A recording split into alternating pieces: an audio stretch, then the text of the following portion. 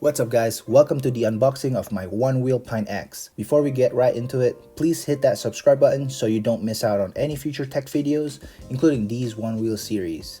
Hit that notification bell button too if you are feeling extra stoked today. Alright, the first box is for the accessories that I bought along with the Pint X. As you can see on the list, I got a plug for the charge port, a pair of wrist guards, and a super necessary fender for the Pint X. The first item in the box is the Fender Kit. The fender should protect your legs and feet from gravels, dirt, and water. I guess they call it a kit because they do include the tool and extra screws that you need to install this fender. The color that I chose is this yellow Dijon. It's almost like mustard yellow. Anyways, it's pretty solid stuff here. The second item is this 888 wrist guards. Safety should be your #1 priority. After a helmet, get a pair of wrist guards. However, I can't recommend this pair though, as the quality is very low, very flimsy, and the materials don't justify the cost of $20. So I suggest you look somewhere else for wrist guards. The last item from this box is the plug for the charger port. A real simple item but could save your expensive Pint X from getting elements to your charge port and damaging it.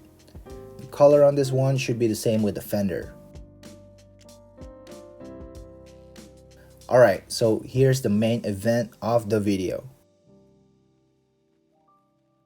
So I guess the X in Pint X stands for extended range. 12 to 18 miles is an improvement from the previous Pint, which range is only 6 to 8 miles. This thing is designed and assembled in California and not in a Southeast Asia sweatshop. Definitely no child labor.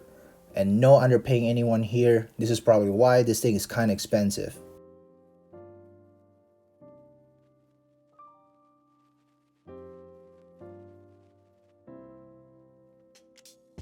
First thing we are taking out is a small box which contains some stickers, owner's manual, the slow charger that will charge your Pint X in 225 minutes. They also threw some business cards in for you. I really don't know what to do with those. Maybe you want to ask Jimmy Chang for it. This Pint X, just like the first Pint, comes stock with the mag handle for easier time carrying it around. This thing is heavy to me. It's 27 pounds, so I appreciate the mag handle. The first thing I noticed when I took it out of the box is it's covered in all kinds of sawdust. It's everywhere. It's on the wheels, on the grip tapes. Not sure what that was all about. Hey, check out the charging port here. To me, it reminds me of the hose from the college. The hole's big and is open for everyone or everything. This is why protection is important. The other side of that is the power button. Let's see if this thing is even charged up. It gives me a yellow light, and the sensor on the front foot pads did not even engage, so I won't even try it. Because when the Onewheel doesn't have enough juice in it, you are prone to nosedive. Under the board, there's this Onewheel Santa Cruz, California sign which looks super rad, and a Pint X branding on the other side.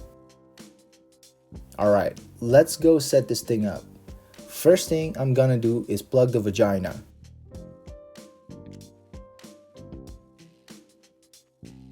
Let's install the fender on the Pint X.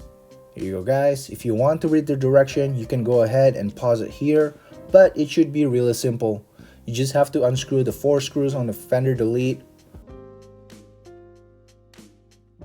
pop this new fender on there, and then screw it in. That's it for me guys.